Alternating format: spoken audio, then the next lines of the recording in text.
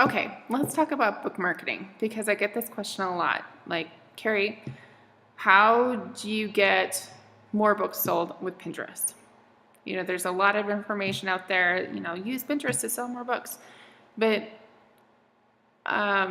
there's a lot of people talking about this without even like a solid strategy behind this.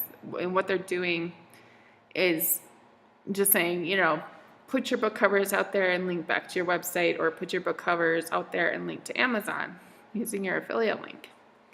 And this is really bad advice. And here's why I'm going to say that. Book covers are not what is most popular right now. And we'll get to that in a little bit. I'm going to show you what is actually working. The other thing is that they don't talk about tribes.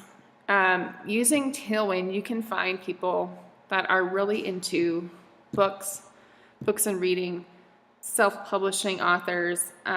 There's 134, it looks like, book-related and writing-related tribes that you can join. Tons of book stuff, okay? And all vary in activity and number of members. Some you can join right away, some you have to request to join. So there's all sorts of different niches on here. And why being in a tribe is so important is because there's kind of like mandatory sharing. Every time that you submit a pin, you have to pin somebody else's, right? So you want to find like-minded tribes that are going to share your pins, and also that you can share their pins with your audience, okay? And I want you to take a look at this because there's a lot of different ways that you can get your pin in front of other people right away instead of having Pinterest accumulate time on that pin before it starts reaching people. Because as you know, as I've mentioned before numerous times, Pinterest is a long-term game. It's not a short-term strategy.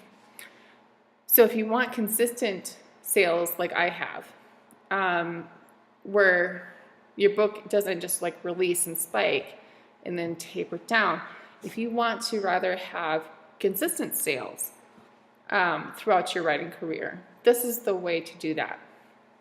Now let's say you invest in launch parties and spend hundreds of dollars doing all that. That's fine too. You can spike your sales and then taper off and then use Pinterest, to kind of carry the life of that book well beyond its maturity. That you can do that. That's fine. But if you are say a nonfiction writer like myself who is trying to find, a certain set of reader for that particular book, this is the perfect way to do that. Let's say that you're a romance author and you're looking for people that are interested in the topics that you talk about in your books. You can do that here too. So this is why using tribes within Tailwind is so critical in a book marketing sense, because you're getting access to people who will have to share your pins with their audience. And that's how you kind of go viral with this. You're going to find your tribe better that way than spending money on ads, hopefully trying to reach a reader at, $1.50 to $3 a click. This is much cheaper. In fact, it's free. So you don't have to pay for ads using this. You just pay for using the software, which is about like $15 a month. And then if you want to use tribes, I think that's just a little bit extra. This is a great way to market your book. But let's talk about the kinds of book images that you should be using. And I've done a lot of research and study on this. And what I'm about to show you is evidence of my research. Okay, we're going to go to, I want to go to Insights. We're going to go to Board Insights. I want to show you something that's very revealing. I've done a lot of testing over the last year on what's working and what's not in the field of book marketing. Okay? So let's go to virality score. I'm going to do this, okay? Virality score and engagement score is kind of goes hand in hand from a scoring perspective, so that kind of makes sense to leave it like that. Bookstagram. Notice that it's way up here. It's been like that for the last year. Why? People like Bookstagram images. So if you start using Bookstagrams instead of teaser images, you are actually going to be able to sell more books because these boards are more viral. So, in book marketing, we're always like, oh, we need to get teasers, we need to develop teasers. No, actually, what the data is showing here is that we need to focus on Bookstagram. So whether that means you need to hire a photographer or start taking Bookstagram images of your own books or using mock-up sets that make it look like a Bookstagram. Hint, hint, go to my website, I have some for sale. You can do this. I want to show you the other book boards where you'll find typically just book cover images. And I have spent an equal amount of time on developing these boards. Notice that I'm still scrolling, looking for the board. Okay, let's find romance books right here. Okay. Look at the virality score and engagement score here for romance books, okay?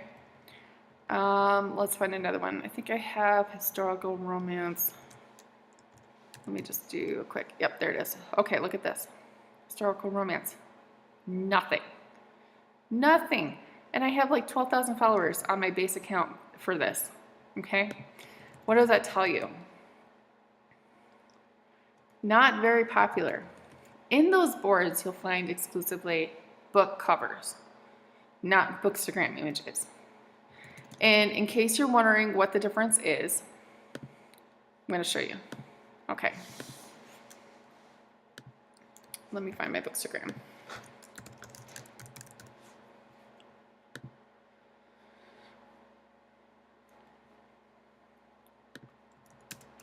Okay.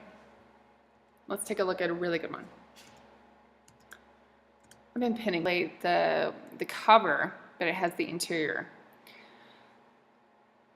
Look at that, 548 impressions, 10 saves, 2 link clicks, and this is just recently in the last week. Here's another one. Let's take a look at that one.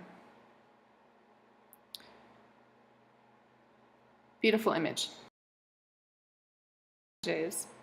With just, a bunch of stuff put in that is kind of like themed to the book. And they're gorgeous. And the key here thing is that people love looking at beautiful things. And if they are inspired by beautiful things, beautiful pins, such as these Bookstagram images, these are converting better to sales than a standard book cover image.